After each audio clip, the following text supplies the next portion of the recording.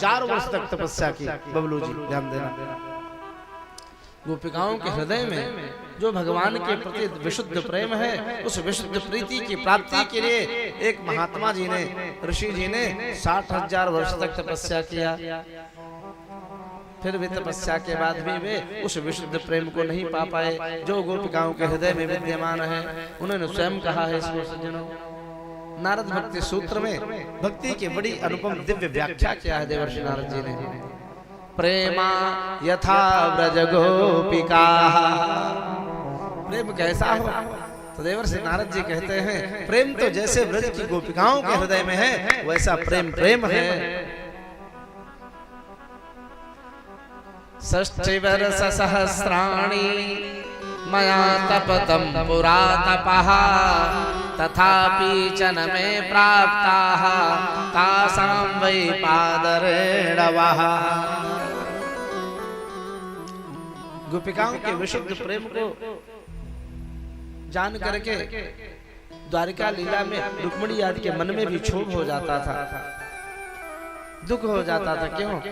श्याम सुंदर कभी कभी नींद में भी, स्वप्न में भी राधे राधे राधा राधा उच्चारण करते हैं। और 16,100 पटरानियां हैं, रानियां हैं, सबके मन में डाह हो रहा है। सेवा हम करते हैं, नाम ये राधा कहने, राधा है कौन? ये गोपी है कौन? रुक्मिणी आदि ने एक दिन भगवान से कहा, प्रभु राधा कैसी है? ब्रज की गोपिकाएं ललिता विशाखा कैसी है? सेवा हम सब करते हैं, धर्म पत्नी हम हैं, और आप किस सबत चुड़ैल की आप नाम लेते हो? ध्यान देना भैया, माताएं सब कुछ स्वीकार कर सकती हैं। उनको धूप में खड़ा कर दो, खड़ी रहेंगी। फिर ये कह दो कि हम तुम्हारे लिए एक सवत ला दें, सिर्फ ऊंचा से नीचा कर देंगे, ये स्वीकार होने वाला नहीं। बोलो राधे राधे। तो रुक्मिणी जी विह्वल हो गई, प्रभु ये कौन है गोपिकाएं जिनका आप सुमिरन करते हैं, स्वप्न में भी आप उनका नाम लेते हो, ये मुझे अच्छा नहीं लगता है। भगवान गोपिकाओं के मन की संतुष्टि के लिए एक लीला किए हैं और सिर दर्द का एक बहाना किया। भगवान अस्वस्थ होकर के लेट गए अपने सेज पर, वैद्य आए हैं, नाड़ी आदि देखा, अस्वस्थ अपना जड़ी बूटी पिलाई, दवा दिया, फिर भी भगवान का सिर ठीक नहीं हो रहा है, परीक्षा ले रहा है।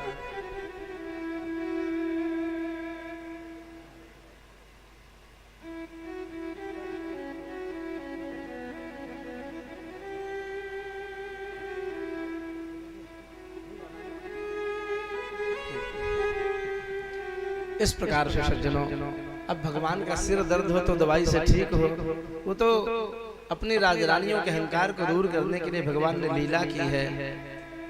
अस्वस्थ होकर के भगवान लेट गए, अनेकानेक प्रकार की औषधि दवा हुई परंतु स्वस्थ नहीं हुए भगवान। देवर्षि नारद आए हैं, सुना प्रभु दुखी हैं, पीड़ित हैं, स्वास्थ्य खराब है।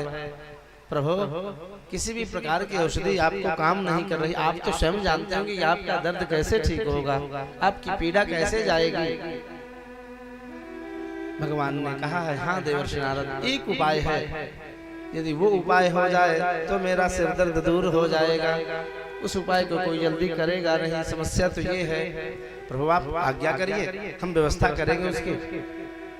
तो सुनो देवर्षि नारद, यदि कोई भक्त अथवा भक्ता, कोई मेरा प्रेमी अपने चरण की रज दे दे और वह चरण रज हमारे मस्तक पर लगा दिया जाए तो मेरा सिर दर्द अति शीघ्र ठीक हो जाएगा। इतना सुनते ही राजरानियां भी खड़ी हैं, नारद जी भी भौचक्के हो गए। रुक्मिणी से मांगा, सत्यभामा, मित्रविंदा, सत्या, लक्ष्मणा, सबसे मांगा, काहू ने नहीं दिया। सज्जनों, नहीं नहीं, हम अपने स्वामी को चरण रज दूं, मुझे नरक जाना पड़ेगा, मैं चरण रज नहीं दूंगी। देवर्षि नारद भ्रमण करते हुए कई ऋषि मुनियों भक्तों के यहाँ गए, लेकिन किसी ने चरण रज भगवान को नहीं दिया, नारद जी के देने के लिए नहीं दिया। सज्जनों, लौट आए उदास होकर के नारद जी, द्वारिका में भगवान के पास पहुंचे।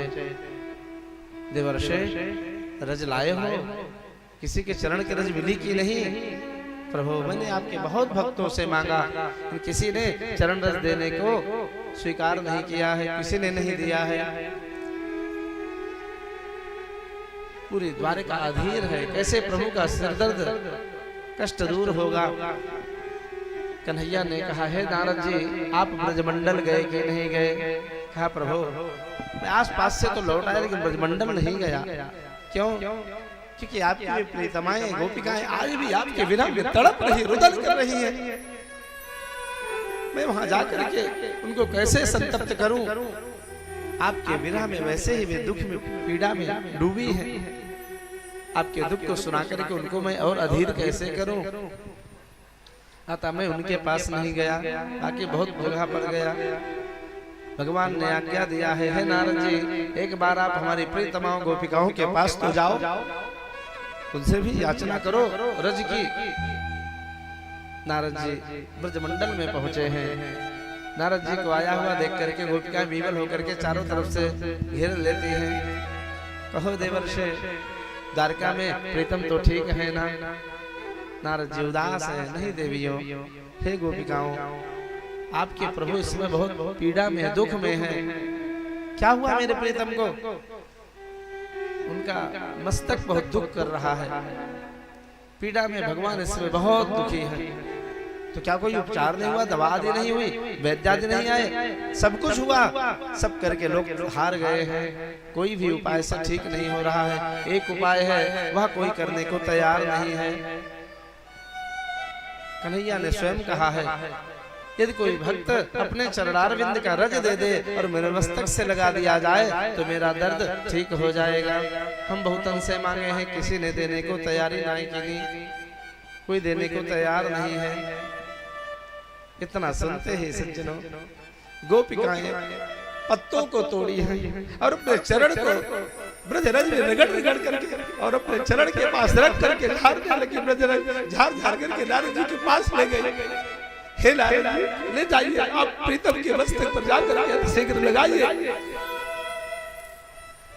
गोपिकाओं ये तुम क्या कर रहे हो? तुम्हें पता है, बोध है ये तुम्हारे चरण के रज है और श्री कृष्ण ब्रह्म है, नारायण है। अपने भगवान को कोई भक्त चरण रज नहीं देगा। चरण रज देने में बहुत दोष लगता है अपने से महान श्रेष्ठ को। तुम्हें नरक जाना पड़ेगा। कितना सुनते ही गोपिकाएं रुदन करती, हे नारायण आप इस चरण रज को ले जाओ, मेरे प्रीतम की मस्तक पर लगाओ, उनका दुख दर्द दूर हो। यदि मेरे प्रीतम सुखी होंगे और उनके सुख के कारण यदि मुझे नरक भी जाना पड़े तो भी मुझे स्वीकार। इसी को नारद जी ने अपने नारद भक्ति सूत्र ग्रंथ में लिखा, प्रेमा यथा व्रज गोपिका। प्रेम तो वह है जो व्रज सुंदरियों के गोपिकाओं के हृदय कमल में विराजमान है।